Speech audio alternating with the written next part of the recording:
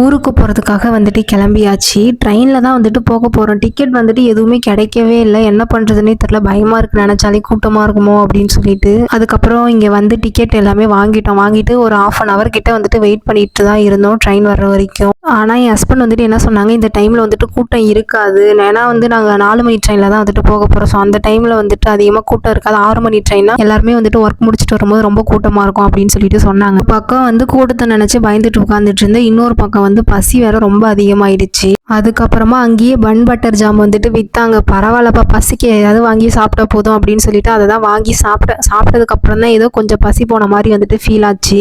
அதுக்கப்புறமா மறுபடியும் வந்துட்டு ட்ரெயின் எப்படா வரும், சீக்கிரம் போய் டக்குன்னு ஏறி சீட்டை பிடிச்சலாம் அப்படின்ற மாதிரி தான் உட்காந்துட்டு இருந்தோம்.